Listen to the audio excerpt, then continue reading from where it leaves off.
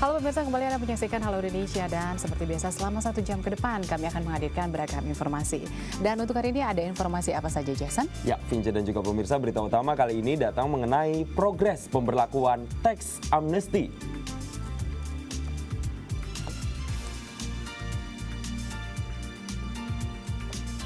Ada pula sekolah sehat yang asri di Kota Depok. Ya pemirsa, dan saat ini kita akan langsung terhubung dengan reporter kami di lapangan untuk menyiarkan secara langsung arak-arakan di arak-arakan atlet kita ya, yaitu Olimpiade Rio de Janeiro yang sudah kembali sejak kemarin ya. Iya, dan kita sudah terhubung dengan reporter Halo Indonesia, Apriciani Angelin yang akan melaporkan situasi terkini terkait arak-arakan para pahlawan olahraga dari Rio de Janeiro. Apriciani Angelin, silakan dengan laporan Anda. Ya, selamat pagi Vince dan Jason. Saat ini saya sedang berada di Gedung Kemenpora, Senayan, Jakarta Selatan. Hari ini merupakan rangkaian parade atau arak-arakan atlet hari kedua. Setelah kemarin sore berhasil dilakukan parade hari pertama, yaitu dari Bandara Soekarno-Hatta menuju dengan Gedung Kemenpora, Senayan, Jakarta Selatan. Ya, sejak tadi pagi sudah terlihat banyak atlet yang datang, dan diantaranya ada Liliana Natsir atau Butet, dan juga Tontowi Ahmad dan Owi, selaku pemenang dari peraih medali emas dalam cabang olahraga bulu tangkis. Dan uniknya hari ini dalam rangkaian parade atau arak-arakan dari kemarin hingga hari ini menggunakan bandros, yaitu Bandung Tour on the Bus yang didatangkan langsung dari Bandung. Mengapa menggunakan bandros? Karena hanya ada di 3 wilayah kota besar Indonesia. Dan berikut hasil wawancara kami dengan Deputi 4 Prestasi dan Olahraga Kemenpora yang menyatakan mengapa menggunakan bandros dan mekanisme apa saja yang dilakukan dalam arak-arakan hari ini. Berikut ini wawancaranya.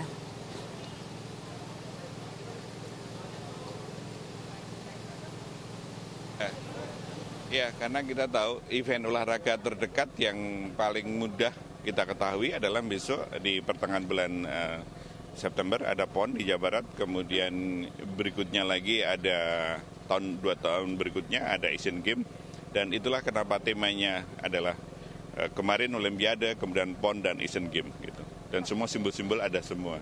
Untuk arak-arakannya sendiri ada terjadi kumpul bagi masyarakat untuk melihat? Yang jelas masyarakat silahkan mau kumpul di mana saja, tapi saya dengar ada area crowded itu di sekitar Bundaran HI, karena di Bundaran HI kan space-nya agak terbuka ya. Makanya tadi malam saya menerima beberapa permintaan dari masyarakat, silahkan mau di sepanjang Senayan juga boleh.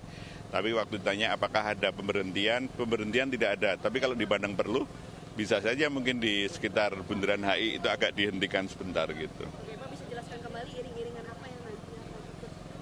Iring-iringan itu adalah yang jelas pertama adalah patwal, moge, kemudian ada truk, isinya rekan-rekan wartawan, kan enak kan kemarin ngambilnya. Ya, Vince dan Jason, diketahui untuk rute hari ini yang akan dituju menuju Istana Negara adalah dari Jalan Gedung Kemenpora Jakarta Selatan Senayan, kemudian berpelok ke Gelora Bung Karno Pintu 7 Senayan, melintasi jalur Sudirman, Bundaran HI, dan juga MH Tamrin, dan di sana mereka akan disambut oleh Presiden Joko Widodo di Istana Negara. Dalam rangkaian parade atau arak-arakan ini, Menteri Pemuda Olahraga akan menyampaikan hasil dari para atlet berjuang di Olimpiade Rio de Janeiro.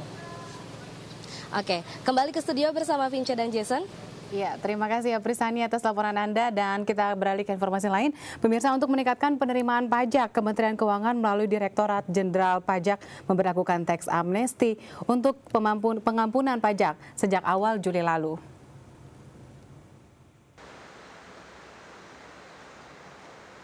Untuk menggenjot pendapatan negara, pemerintah membuat kebijakan pengampunan pajak atau dikenal sebagai tax amnesty. Program ini diluncurkan awal Juli lalu. Tax amnesty adalah penghapusan pajak yang seharusnya terhutang, tidak dikenai sanksi administrasi perpajakan dan sanksi pidana di bidang perpajakan dengan cara mengungkap harta dan membayar uang tebusan. Tax amnesty atau penghapusan pajak ini diberikan kepada perseorangan atau pribadi dan lembaga yang berbentuk badan hukum. Tax amnesty itu adalah satu program yang digagas oleh pemerintah dalam rangka untuk melakukan penghapusan pajak yang seharusnya terhutang. Jadi seharusnya, jadi belum ada ketetapan pajaknya tentunya. Di samping itu juga penghapusan atas sanksi-sanksi yang sudah diterbitkan karena ada ketetapan pajak. Nah, dalam rangka apa? Untuk supaya wajib pajak yang dulunya terlupa, ya kita nggak bicara salah deh ya, terlupa untuk menyampaikan atau melaporkan hartanya. Terkait dengan adanya teks amnesti ini, Rahmat Wahyudi juga menghimbau agar masyarakat dapat menilai kebijakan ini secara objektif dan secara taat melaporkan pajak yang menjadi kewajiban warga negara. Bagi wajib pajak yang tidak memanfaatkan teks amnesti, maka harta yang belum dilaporkan dianggap sebagai penghasilan akan dikenai pajak dan ditambah sanksi sesuai Undang-Undang Perpajakan. Ini adalah manfaat yang sebesar-besarnya baik untuk warga negara, seluruh wajib pajak, begitu juga enggak sebenarnya sebagai warga negara ya. Kalau kita lihat dengan mengikuti teks amnesti ini ya kita himbau seharusnya nggak usah takut pada semua masyarakat khususnya di lingkungan kita ya. Ayo buang itu namanya ragu, hapus itu namanya kebimbangan. Bahwa teks amnesti ini sekali lagi saya katakan ini bukan jebakan, tapi ini adalah solusi utama untuk bagaimana kita dapat kembali melaksanakan hak dan kewajiban perpajakan kita secara sesuai dengan ketentuan yang berlaku. Apresane Angelin, Budi Otomo, Dai TV. Ya pemirsa, pawai atlet Indonesia yang berprestasi di Olimpiade Rio de Janeiro, Brazil 2016 digelar kemarin sore secara meriah. Kedatangan kembali para peraih medali emas dan perak ke tanah air tersebut disambut langsung oleh Menteri Pemuda dan Olahraga Republik Indonesia, Imam Nahrawi. Pawai atlet Indonesia yang berprestasi digelar secara semarak oleh Kementerian Pemuda dan Olahraga Republik Indonesia Selasa 23 Agustus 2016 sore kemarin. Pawai ini sengaja digelar demi menyambut kembalinya para atlet ke tanah air serta memberikan selamat atas diraihnya 1 medali emas dan 2 medali perak pada ajang Olimpiade Rio de Janeiro, Brazil 2016. Seperti yang diketahui, pasangan bulu tangkis ganda campuran Tontowi Ahmad Liliana Natsir berhasil mempersembahkan medali emas untuk Indonesia tepat di hari ulang tahun Republik Indonesia yang ke-71. Sedangkan Eko Yuli Irwan telah menyabet medali perak di angkat besi putra kelas 62 kg dan Sri Wahyuni memperoleh medali perak di angkat besi putri kelas 48 kg. Rombongan atlet ini tiba di Bandara Soekarno-Hatta jam 3:30 sore. Kedatangan mereka disambut langsung oleh Menteri Pemuda dan Olahraga Republik Indonesia, Imam Nahrawi, perwakilan dari Komite Olimpiade Indonesia, Ketua PBSI Gita Wirjawan, perwakilan dari beberapa organisasi persatuan bulu tangkis, hingga kontingen Indonesia Olimpiade Rio de Janeiro. Setelah melakukan prosesi pengalungan rangkaian bunga sebagai tanda apresiasi, para peraih medali Olimpiade ini diarak dengan bus bandros bertingkat 2 asal Kota Kembang, Bandung. Dengan nuansa merah putih, para atlet terlihat begitu semangat menaiki bus yang juga bertuliskan sambutan "Selamat datang pahlawan olahraga Indonesia". Rute pawai dimulai dari Bandara Soekarno-Hatta, memutari Gelora Bung Karno dan berakhir di Gedung Kemenpora.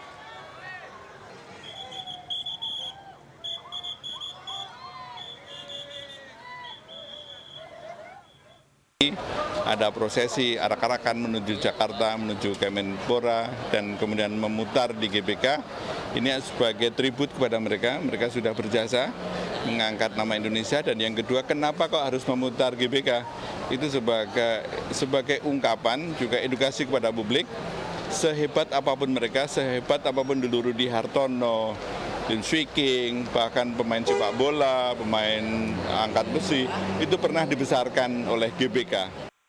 Kita beralih ke informasi lainnya pemirsa, setiap orang pastinya menginginkan lingkungan yang bersih dan juga sehat, apalagi di lingkungan sekolah. Seperti Sekolah Dasar Islam Terpadu Al-Haraki, Depok, Jawa Barat yang berhasil mendapatkan juara pertama Lomba Sekolah Sehat tingkat nasional.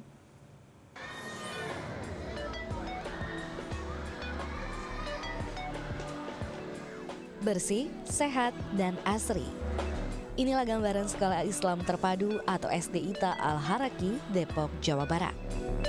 Beberapa waktu yang lalu, sekolah yang berada di Jalan Belimbing ini meraih juara pertama Lomba Sekolah Sehat Tingkat Nasional 2016 berdasarkan penilaian dari 4 kementerian sekaligus, yakni Kementerian Pendidikan dan Kebudayaan, Kementerian Kesehatan, Kementerian Agama, dan Kementerian Dalam Negeri.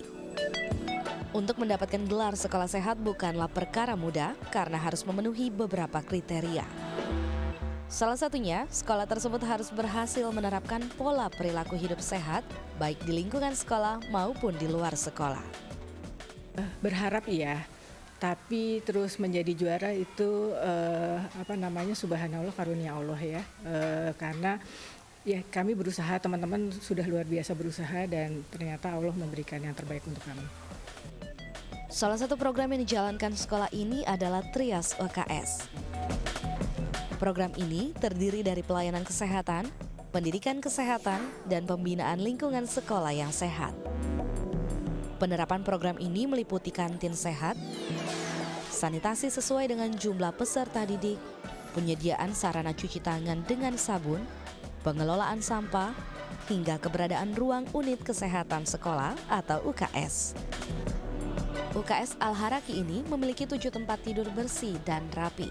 Serta ada juga beberapa dokter kecil yang selalu siaga membantu siswa lain yang membutuhkan pertolongan kesehatan. Kami sudah memberikan fasilitas-fasilitas untuk anak-anak yang memberikan mereka untuk hidup bersih dan sehat. Jadi di mana-mana ada tempat cuci tangan. Kemudian mereka juga diajak untuk melihat tempat-tempat yang indah dan bagus gitu ya. Sehingga paling nggak mereka terinspirasi untuk menjadi hidupnya bersih, sehat, kemudian juga rapih. Tak hanya lingkungan saja yang dijaga kesehatannya, namun makanan yang dijajakan di kantin juga tak luput dari perhatian. Seluruh makanan yang disajikan sesuai dengan standar gizi yang secara berkala dicek oleh Badan Pengawasan Obat dan Makanan atau BPOM. Prestasi ini bukan hanya hasil kerja keras guru dan peserta didik saja, namun juga orang tua murid. Jadi kita kalau misalnya kebetulan lagi nggak bawain anak makan, kita nggak merasa was-was kalau misalnya anak kita jajan di kantin gitu, karena makanannya juga udah ada standar kesehatannya. Saya bangga sekali karena sekolah saya bisa jadi sekolah terbersih se-Indonesia. Saya bangga banget. Kan ini kan sekolah sehat tingkat nasional, berarti kan sekolah saya itu terbersih se-Indonesia. Saya bangga sekali. Prestasi yang dicapai oleh SDIT Haraki ini tentunya menjadi inspirasi sekolah lain untuk melakukan hal yang sama. Bukan hanya menciptakan generasi muda yang pintar secara akademik, namun juga memiliki tubuh dan lingkungan yang sehat. Albert Indrawan, JVR Al-Madinah, Da ITV. Baik, menarik sekali Novinca dan juga pemirsa. Sekolah Dasar Islam Terpadu Al-Haraki tak hanya terkenal bersih tapi juga asri. Ya, benar sekali Jason. Bahkan terdapat pula beberapa tanaman obat di sana. Sekolah ini pun mendapat penghargaan Raksa Prasada yang didapatkan beberapa waktu silam.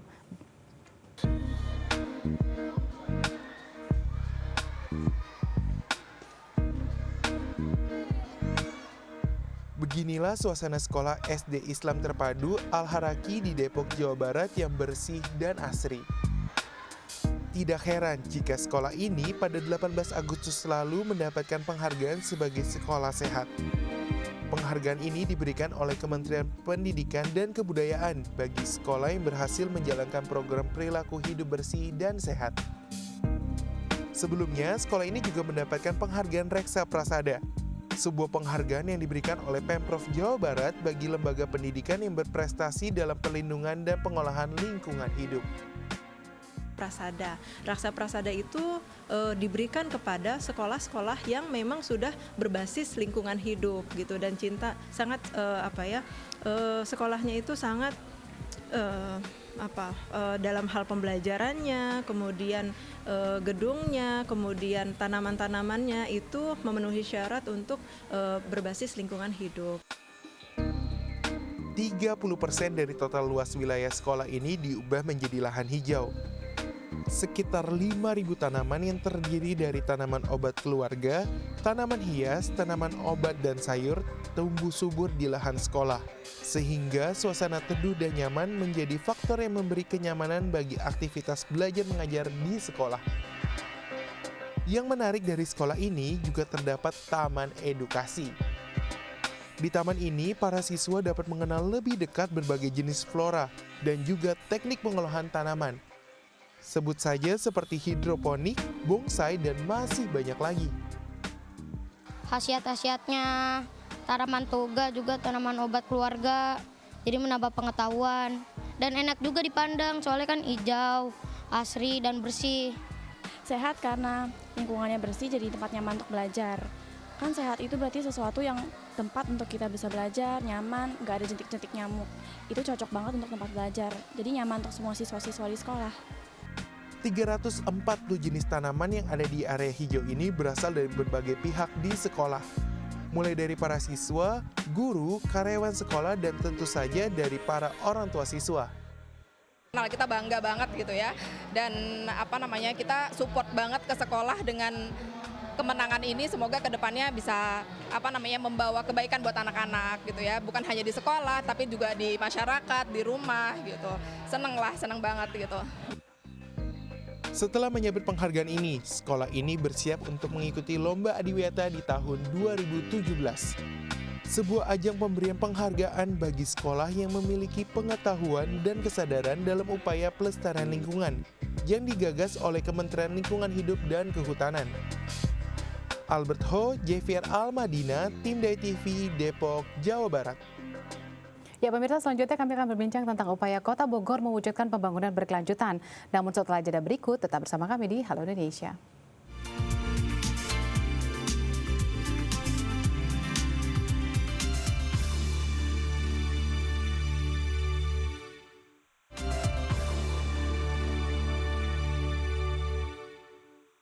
Baik pemirsa, Anda kembali bersama kami di Halo Indonesia dan saya mau tanya ke Vinca. Vinca, kita tahu Indonesia ini punya banyak sekali kota-kota dan tempat-tempat yang sangat baik gitu kan, dan sangat bagus untuk dikunjungi untuk wisata juga. Kalau menurut kamu sendiri, dari sekian banyak kota yang ada di Indonesia, kota mana yang paling kamu suka? Banyak sih, cuma kalau ke Bogor kali ya lebih adem ya, karena suasananya juga lebih asri dan juga nggak terlalu panas seperti Jakarta ya. Berarti kamu lebih suka weathernya atau cuacanya ya, berarti kalau di Bogor. Nah, ini pas banget pemirsa, karena beberapa waktu lalu Bogor ini juga pernah mendapatkan penghargaan tepatnya pada bulan Juli lalu kalau nggak salah, itu sebagai the most lovable city in the world, atau kota yang paling nyaman atau paling dicintai oleh masyarakatnya. Ini diselenggarakan oleh World Wildlife Fund pada tahun 2016. Nah, kita juga akan tanya nanti di segmen ini apakah Bogor ini memenuhi kriteria sebagai kota dengan pembangunan yang berkelanjutan. Nah, sebelum kita berbincang, kita sudah menghadirkan bintang tamu pada hari ini, yaitu Wali Kota Bogor, yaitu Bapak Bima Arya, dan juga pengamat kota Nirwoyono Yoga. Iya, namun sebelum kita berbincang, kita saksikan dulu tayangan berikut. Juni 2016, Kota Bogor ditetapkan sebagai the most lovable city in the world, alias kota yang paling dicintai masyarakatnya. Versi World Wildlife Fund atau WWF dalam ajang We Love Cities 2016. Ajang We Love Cities merupakan gerakan yang mendorong masyarakat kota di dunia untuk menyatakan kecintaannya kepada kota yang ditinggali. Ajang We Love Cities diikuti 32 kota dari 20 negara di dunia. Dalam ajang We Love Cities 2016 ini, Kota Bogor berhasil menyaingi popularitas kota-kota besar di dunia, seperti Jakarta, Vancouver, bahkan Paris melalui hasil pemungutan suara melalui media sosial. Bogor terpilih sebagai kota yang paling dicintai sedunia berkat berbagai upaya dalam membentuk kota yang ramah lingkungan, serta tingkat kepuasan warga Bogor melihat perubahan kotanya. Dengan terpilihnya Bogor sebagai kota yang paling dicintai sedunia, warga menaruh harapan besar pada Kota Bogor untuk terus meningkatkan kualitas dan memberikan pelayanan yang terbaik bagi warganya.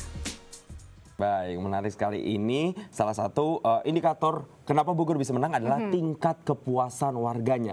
Lalu sebenarnya apa sih yang membuat warga Bogor ini puas dengan pembangunan yang selama ini sudah dilakukan di Bogor? Apakah ini sudah berkelanjutan atau belum? Kita tanya langsung saja. Iya, selamat pagi Pak Arya dan juga Pak Nirwono, apa kabar? Selamat datang di Studio Halo Indonesia. Kita mungkin ke Pak Bima Arya dulu nih Pak. Pak Bima dulu. Iya. Ini dipanggilnya Pak atau Kak atau Kang? Sekarang sudah jadi Pak Wali, berarti harus dipanggil Kang. Harusnya dipanggil Kang ya. Oke, Kang, beberapa waktu lalu ini mendapatkan penghargaan sebagai the most lovable city. Sebenarnya indikatornya apa sih Bang sehingga akhirnya Bogor ditetapkan sebagai the most lovable city? Jadi dari seluruh kota di dunia ada 45 kota yang masuk final. Bogor adalah salah satunya. Yang dilihat dari komitmen kita terhadap pembangunan yang berkelanjutan. Di Bogor ada kebijakan angkot berbahan bakar gas. Di Bogor ada kebijakan di mana minyak jelantah kita olah untuk bahan bakar bis Transpakuan. Di Bogor ada kebijakan bank sampah. Di Bogor ada kebijakan setiap hari Jumat saya mewajibkan seluruh PNS untuk memilih naik angkot atau naik sepeda gitu. Jadi karena kita dianggap punya komitmen terhadap pembangunan yang berkelanjutan dan warga itu sangat mendukung, terlibat dalam banyak kegiatan. Makanya Bogor kemudian jadi nominasi 1 dari 45 kota. Kota lain itu ada Paris, ada Singapura, termasuk Jakarta. Dan kita tahu, tapi ini yang menarik nih, pada tahun 2015 Bogor itu menembus angka 1 juta penduduk. Tetapi kan ini berarti angka penduduknya lebih meningkat. Dan berarti ada daya dukung lingkungan yang juga perlu dipertimbangkan. Nah, seberapa pentingnya bagi Kota Bogor untuk memikirkan dampak lingkungan iklim kita yang semakin memanas ini terhadap juga masyarakatnya yang juga semakin meningkat? Ya, Bogor yang sekarang sangat berbeda dengan Bogor yang dulu. Sekarang lebih panas, lebih padat karena jumlah penduduk yang bertambah. Kemudian pengunjung ke Bogor juga semakin banyak gitu untuk menghabiskan waktu. Investasi dalam bidang macam-macam, hotel, apartemen itu semakin banyak. Kalau kita tidak melakukan hal-hal yang signifikan untuk menyeimbangkan antara pembangunan dan lingkungan hidup, kedepannya akan mengerikan. Makanya kita buat kebijakan-kebijakan di mana pembangunan itu harus bersanding dengan lingkungan. Ya, seperti misalnya kita buat zonasi, nggak semua numpuk di tengah. Kemudian kita mengarah kepada walkable city, kota yang ramah bagi pejalan kaki. Kita bangun pedestrian. Kemudian transportasi publik secara bertahap sekarang sedang kita benahin supaya lebih nyaman. Kalau enggak akan sangat mengerikan karena pertumbuhan kendaraan yang banyak dan sebagainya. Iya. Tapi saya juga melihat kalau kemarin ada beberapa, kan ini kan ada beberapa kanal ya, dari media sosial, yaitu Instagram, Facebook, dan juga Twitter.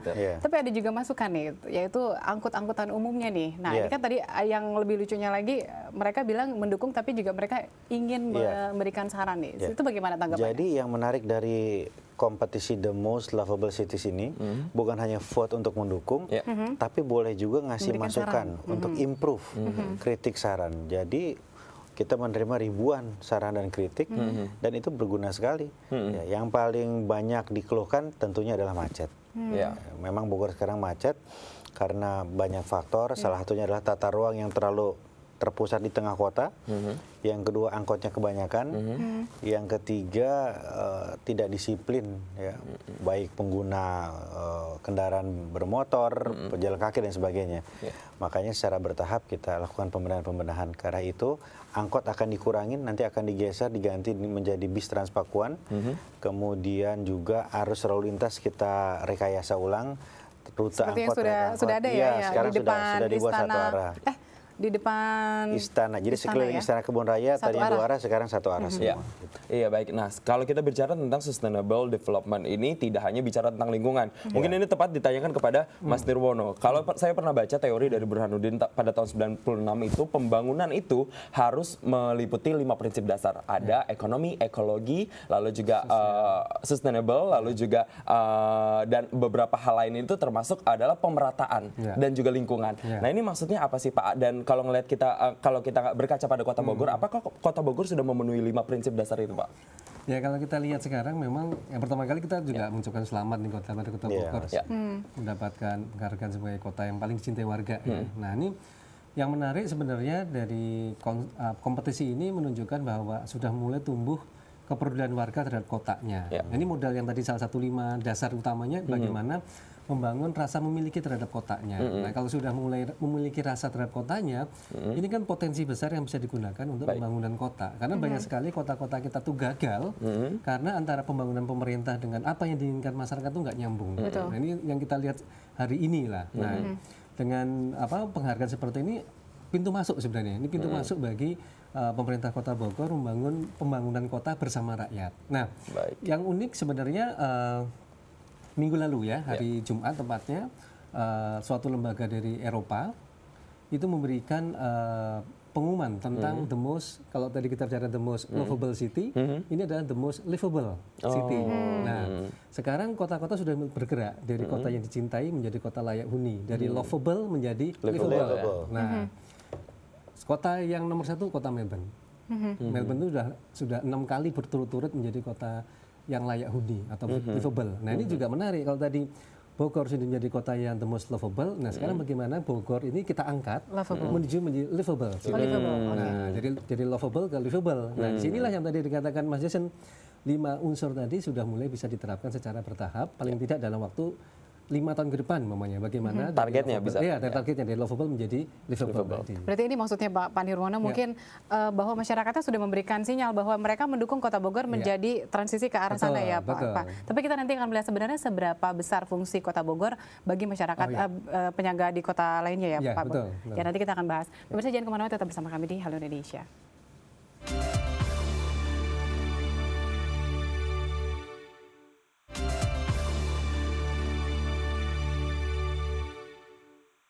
Anda kembali bersama kami di Halo Indonesia dan masih membahas tentang pembangunan kota yang berkelanjutan. Nah, Vince mengacu pada teori dari E. Howard yang mengatakan dengan teori Garden City-nya, dia bilang kota besar bukanlah tempat yang cocok untuk tempat tinggal jika persoalan lingkungan diabaikan. Sepertinya ini cocok sekali disematkan kepada Kota Bogor karena memang banyak sekali pembangunan yang berbasis lingkungan yang diterapkan secara konservatif di kota ini. Kita langsung tanya saja ke Pak Bima.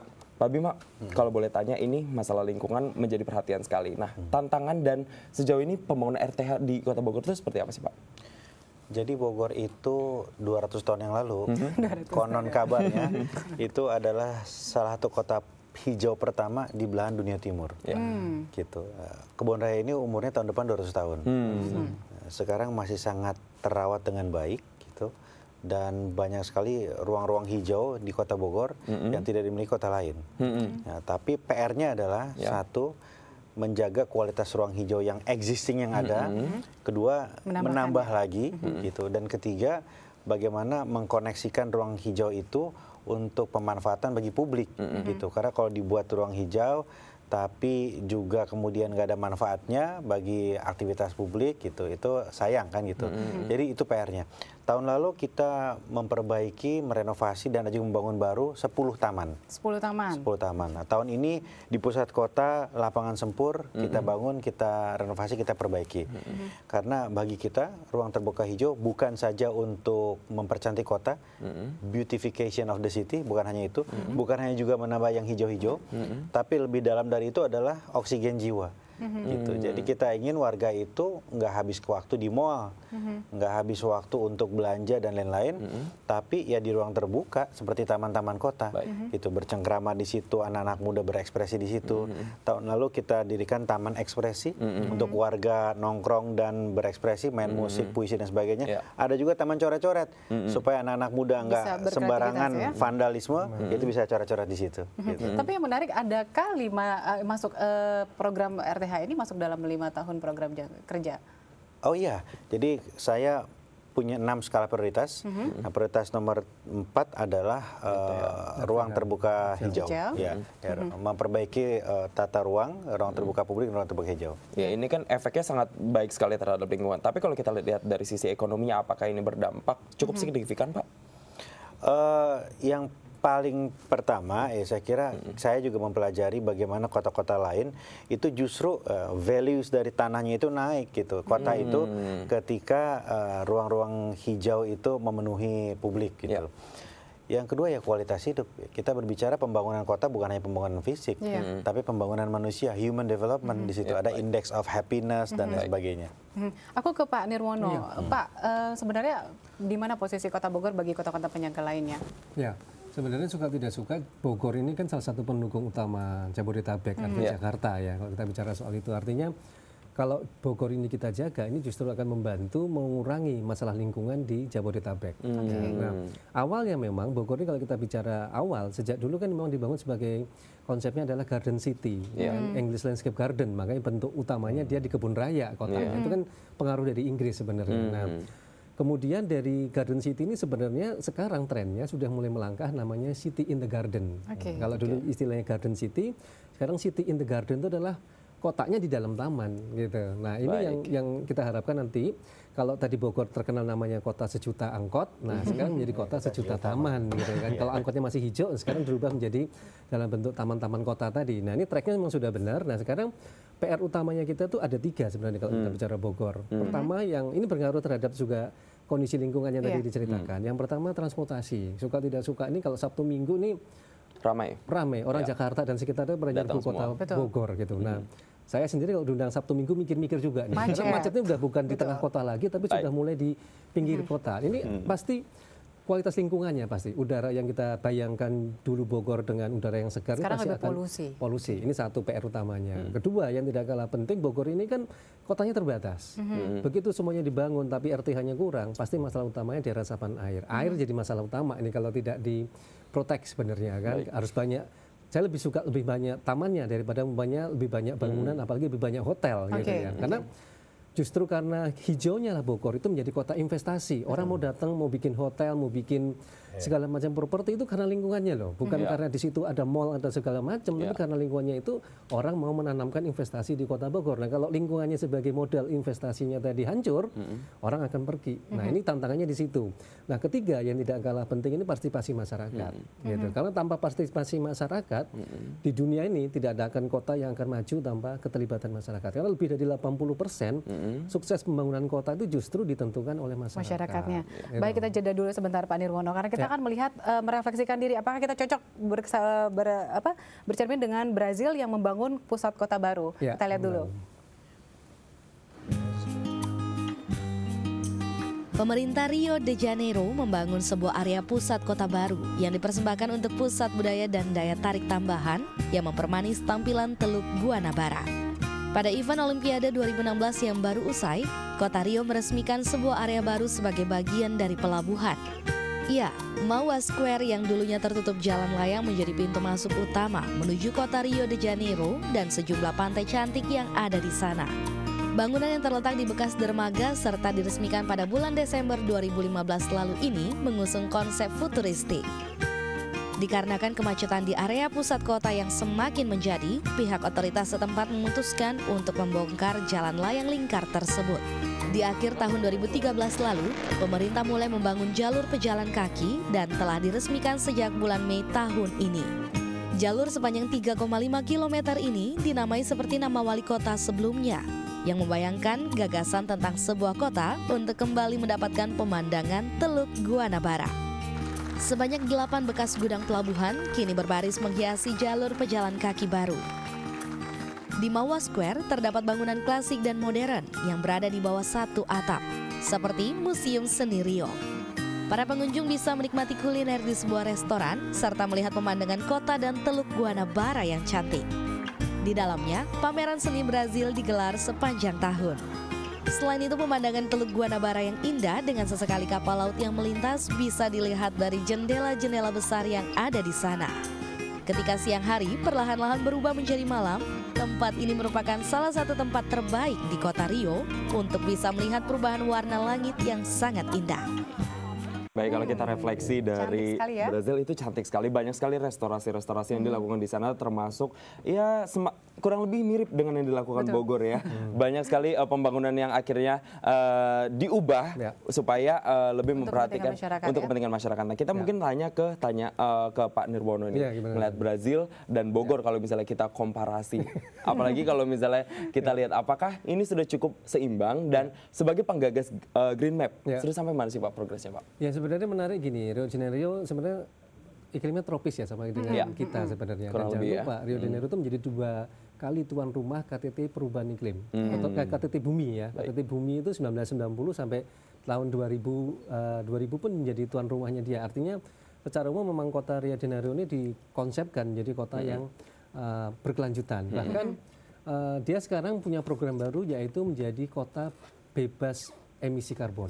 Jadi target mereka sampai dengan 10 tahun ke depan itu benar-benar akan menjadi kota yang ramah lingkungan. Nah, salah satu upaya adalah yang terkenal pembangunan ruang-ruang publik sebenarnya, publik transportasi sama taman-taman kota. Nah, ini hal yang sebenarnya bisa dicontoh di kota Bogor terutama ya. Nah, uniknya sebenarnya Bogor ini kalau kita bicara dalam skala 1 sampai dengan 100 ya, posisinya itu sudah lebih dari 80 sebenarnya. Dan itu kota yang sudah jadi, pondasinya sudah kuat. Nah sekarang bagaimana yang tinggal 20 tadi itu diperkuat sebenarnya. Contoh mamanya, kita membayangkan datang ke Bogor tidak harus naik kendaraan umum kan, turun dari kereta api, tapi dari kereta api itu ada transportasi publik, orang bisa keliling ke kota Bogor tanpa perlu membawa kendaraan. Ini contoh paling mudah bagaimana orang tidak perlu naik kendaraan ke kota Bogor. Jadi promosinya itu, Anda nggak usah bawa kendaraan, tapi Anda sampai Bogor dijamin bebas.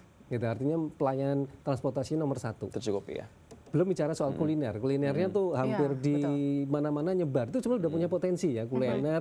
Belum bicara soal, kalau di Green Map kita punya 3 ikon sebenarnya tentang wisata, tentang nature. Jadi bagaimana kota tadi menjual alamnya, tempat-tempat seperti taman dan sebagainya, termasuk kebun raya Bogor kalau kita bicara. Kemudian yang kedua adalah bicara tentang heritage-nya, ada bangunan pusaka, ada pecinan juga yang kemarin baru direnovasi.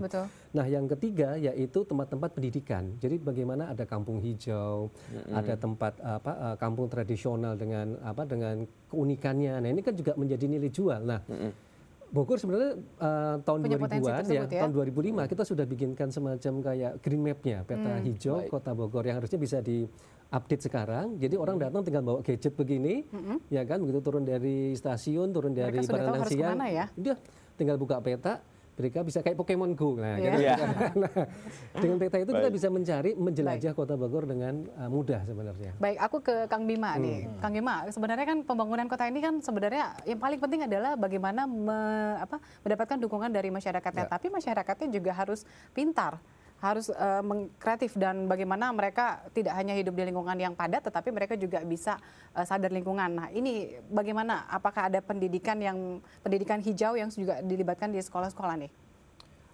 Gini, salah satu hal yang luar biasa ketika kita mendapatkan gelar The Most Lovable Cities itu adalah membuktikan bahwa dukungan sosial warga terhadap kotanya begitu besar. Ini mereka yang sangat peduli dan cinta terhadap kota Bogor.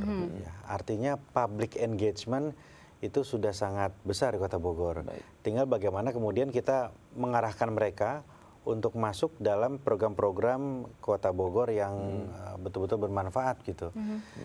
Kita memberi penguatan sekarang pada 3 pilar. Bogor sebagai kota pusaka atau heritage city, Bogor sebagai kota hijau atau green city, dan Bogor sebagai kota cerdas atau smart city.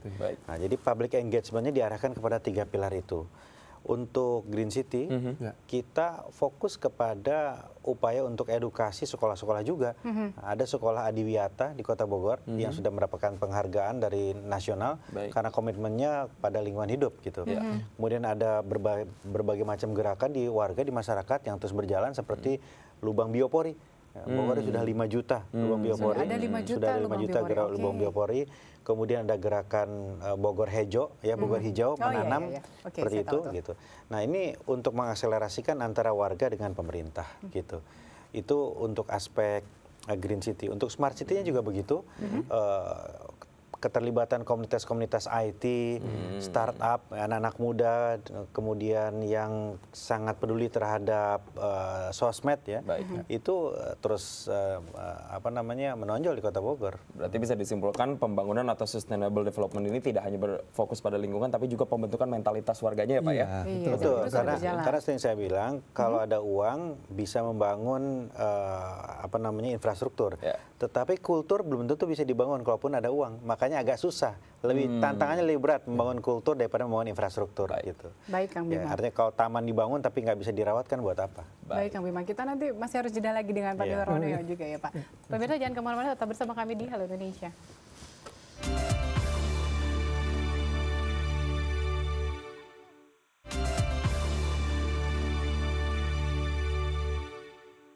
Masih bersama kami di Halo Indonesia dan masih membahas Bogor sebagai lovable city ya Pince ya. Nih kita langsung tanya lagi nih ke Pak Nirwono. Kita lihat Bogor ternyata kan saingannya pada di kompetisi We Love Cities 2016 itu Indonesia juga ada saingannya waktu itu Jakarta dan Balikpapan. Tapi tahun-tahun lalu Balikpapan menang betul. Balikpapan ya. Nah, ini sebenarnya apa sih Pak yang harus dilakukan oleh warga supaya terutama warga Kota Bogor nih untuk bisa selalu mendukung gerakan ini, dan apa yang harus dilakukan oleh warga di kota-kota lainnya supaya at least kalau belum bisa melebihi Bogor, at least sama lah dengan Bogor. Itu harus apa sih Pak? Ya tadi tadi saya katakan kalau sekarang sudah lovable, kita harus punya target lagi ke depan. Nah, kalau kita mau lovable, mau tidak mau kan target utamanya adalah livable tadi kan. Karena kalau cuma dicintai tapi nggak layak huni kan lama-lama ditinggal juga. Nah, ini saya kasih tip paling nggak bagaimana menuju ke livable tadi. Ada 10 indikator menjadi ukuran kota-kota seluruh di dunia tadi. Yang pertama adalah Smart Green Planning and Design. Jadi bagaimana perencanaan kotanya itu benar-benar mengarah ke kota layak huni tadi. Ini warganya semua sepakat dulu. Kalau oke berarti kita lanjut. Yang kedua tentu adalah menyediakan ruang-ruang publik tadi. Karena jantung kota atau roh kota itu ada di ruang publik sebenarnya. Bukan di mall, bukan di gedung-gedung. Tapi di ruang publik. Apalagi orang Indonesia itu terkenal sebagai orang yang punya budaya suka beraktivitas di ruang luar. Seperti RTH. Ya, betul. Makanya RTH itu bagian dari budaya dia. Yang ketiga, pembenahan tentu adalah smart green mobility, mobilitas ya. Artinya pergerakan warga, apalagi kita bicara teknologi ke depan, itu orang sudah tidak perlu berpindah sebenarnya nanti. Tapi bagaimana infrastrukturnya itu orang mobilitasnya gampang, dekat jalan kaki dari stasiun, naik sepeda, udah nggak berpikir lagi soal kendaraan. Terus yang ketiga adalah keempat yaitu smart green waste, sampahnya. Zero waste, kemudian sampah-sampah itu tidak jadi masalah utama karena kota-kota kita itu masalah utamanya di situ. Yang kelima adalah smart green water, bahwa airnya itu benar-benar menjadi berkah, bukan banjir, tapi semuanya dikelola. Bahkan contoh paling mudah, namanya kita di taman punya impian bisa diminum tuh air. Udah langsung di mana-mana itu orang udah nggak perlu antri lagi. Di Singapura ya Pak ya? Singapura udah mengalami seperti itu kan. Nah, keenam yaitu smart green building. Bangunan sudah banyak, tapi ada nggak bangunan yang sudah mulai ke arah yang ramah lingkungan? Jadi hemat energi, hemat air dan seterusnya. Yang ke-7 ini ya, yaitu smart green energy. Kita ini kan mau tidak mau pada suatu saat akan mengincrease listrik. Nah, kita sudah ada terobosan untuk pengurangan penggunaan listrik yang berbasis energi fosil ya. Nah, berbasis energi fosil ini harus ada terobosan seperti itu, entah pakai panel surya, entah itu pakai biogas dari sampah dan seterusnya. Yang kedelapan yaitu smart green community. Ya, ini yang tadi kata lovable tadi. Komunitas-komunitasnya sudah banyak ragam, mereka beraktivitas di smart green yang tadi. Jadi yang suka listrik yang ngomong listrik, yang suka sampah yang ngurus sampah, yang suka air silakan air. Nah, ke-9 yaitu smart green government. Jadi sudah mulai ada e-government yang benar-benar terbuka, transparansi, segala macam semuanya terbuka, masyarakat dapat mengetahui contohnya APBD tahun ini untuk apa, kemudian tahun depan akan dibangun seperti apa. Nah, cocok nggak dengan kemauan masyarakat? Takutnya apa yang dianggarkan dengan yang diinginkan masyarakat nggak nyambung. Nah, di sini kan bisa diinformasikan. Dan yang terakhir harus smart green economy. Jadi mau tidak mau kotanya harus memiliki arah ke ekonomi yang berkelanjutan, ekonomi yang ramah lingkungan. Tanpa itu semuanya menjadi tidak akan berkelanjutan. Oke, aku ke Kang Bima. Kang Bima tadi sudah lihat ada belasan. Nah, kira-kira Kang Bima PR apa lagi sih yang harus dibenahi oleh Kota Bogor? Oh, waktunya tidak banyak ya. Masa jabatan kan terbatas ya. Mau tidak mau kita harus menetapkan skala prioritas. Untuk sisa masa jabatan ke depan ada 3 isu utama. Satu angkot, kedua transportasi, kedua PKL dan pasar, ketiga sampah. Itu fokus kita. Tapi yang paling utama adalah angkot. Ya karena ini menjadi perhatian utama bukan hanya warga Bogor gitu, tapi saya sering dibully oleh warga dari kota lain. Kita bosan dibilang kota sejuta angkot gitu kan. Nah, karena itu proses konversi dari angkot menuju bis Transpakuan ini akan kita akselerasi gitu. Jadi ada moda misalnya 3 dibanding 1, jadi 3 angkot akan menjadi 1 bis. Sekarang angkot hampir 100% sudah berbadan hukum, nanti kita bisa atur ya sehingga nanti supir angkot itu digaji. Kita akan mulai dengan koridor-koridor utama dulu di pusat kota. Mudah-mudahan tahun depan bisa ada 1 koridor di mana full beroperasi bis gitu di dalam kota. Baik, kita doakan ya semoga Kota Bogor semakin nyaman nantinya ya, dan anggota-kotanya juga mulai berkurang ya. Dan tentunya dampaknya ini bisa untuk generasi mendatang. Betul sekali. Ya, terima kasih Pak Nirwono dan juga Kang Bima. Terima kasih. Terus, pemirsa kami masih memiliki beragam informasi lain, tetap bersama kami di Halo Indonesia.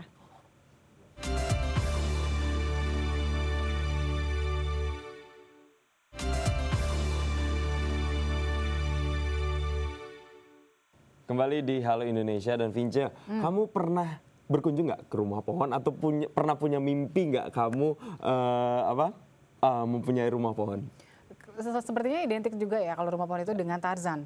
Tapi ya mungkin ini dalam hal positif ya, karena kan di rumah pohon kita bisa melihat pemandangan-pemandangan yang indah ya. Ya, tenang Vince, impian kamu kali ini bisa terwujud. Karena bahkan tidak perlu jauh-jauh, karena di Purwakarta, tepatnya di Gunung Bongkok, kamu bisa bersantai di rumah pohon sambil menikmati suasana yang asri. Wah, penasaran? Berikut liputannya. menusuri keindahan alam di Purwakarta, Jawa Barat. Tidak lengkap jika tidak mengunjungi Gunung Bongkok. Ya, di gunung yang terletak di Desa Cikadang dan bersebelahan dengan Gunung Parang ini terdapat salah satu destinasi alam yang mengagumkan, yaitu Rumah Pohon. Ya, inilah daya tarik dari gunung yang terbentuk atas dasar bebatuan andesit ini. Pihak pengelola sengaja membangun rumah pohon atau yang sering disebut sebagai galadak agar pengunjung bisa menikmati pemandangan sambil mempersiapkan diri untuk pendakian.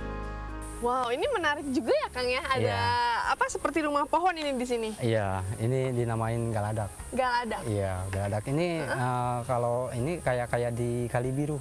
Oh iya, benar. Ini bisa dibilang KW-nya gitu kan. Kayak di Jogja gitu ya, kan di Kulon kayak di Progo. Jogja, iya. Ini memang kalau boleh tahu nih Kang, tadi kan kita udah jalan nih dari pos 1 ke pos 2. Iya. Nanti dari pos 2 akan ada pos 3 lagi atau nanti kita akan sampai langsung ke puncak Gunung Bongkok? Oh iya, ini kebetulan kalau untuk masalah pos kita cuma 2. Dari pos 2 kita langsung meluncur ke atas, itu udah nyampe top gitu kan. Udah sampai puncak. Gitu kan. Rumah pohon tersebut adalah awal dari pesona Gunung Bongkok karena pengunjung dapat menikmati keindahan alam dari atas puncak, walaupun harus melewati bebatuan menanjak dan licin. Tapi Anda tak perlu khawatir, karena selama perjalanan Anda bisa menemukan tali webbing sebagai pengaman saat jalur mulai ekstrim. Nah, untuk treknya Kang, kira-kira nanti akan Kalau seperti apa? untuk treknya itu ya kalau pengunjung bilang sih kebanyakan gitu kan, ini kayak Cikuray 2 gitu kan. Cikuray? Iya. Jadi gini terus ya, dong Kang? lumayan ekstrim lah gitu kan. Nggak ada bonusnya sama ya, kayak Cikuray? Tapi di balik ekstrim itu ya mungkin kita kan udah pasang untuk pengaman gitu kan. Kalau misalkan pengunjung nggak yakin, itu udah ada tali webbing, jadi bisa megang ke tali webbing supaya aman gitu kan. Oke, jadi seperti itu ya. Terus nanti untuk jalurnya kira-kira sempit-sempit atau hampir sama kayak jalur yang dari pos 1 ke pos 2 tadi agak lebar-lebar seperti Kalau untuk masalah lebar jalur kita ya mungkin hampir sama kayak yang di bawah gitu kan. Itu apalagi kalau misalkan pengunjung lagi banyak itu mungkin itu istilahnya ngelebarin sendiri gitu kan. Yang namanya pengunjung banyak mungkin jalurnya bisa makin lebar gitu kan intinya. Nah, awalnya kita sih mempersiapkan ya cuma 1 jalur aja gitu kan, cuman untuk lewat aja gitu. Cuman kalau untuk lihat sekarang udah makin gede aja gitu kan. Saking banyaknya pengunjung gitu Bisa kan. mungkin karena terinjak-injak. Ya, pemirsa, sekian perjumpaan kita hari ini. Saksikan terus Halo Indonesia dari Senin hingga Jumat di waktu yang sama. Jangan lupa follow Twitter kami di @dai_tv dan @haloindo_dai_tv. Saya Vinjur Mintang. Dan saya Jason Valino mewakili seluruh kru yang bertugas. Mohon pamit undur diri. Sampai jumpa dan selamat beraktivitas.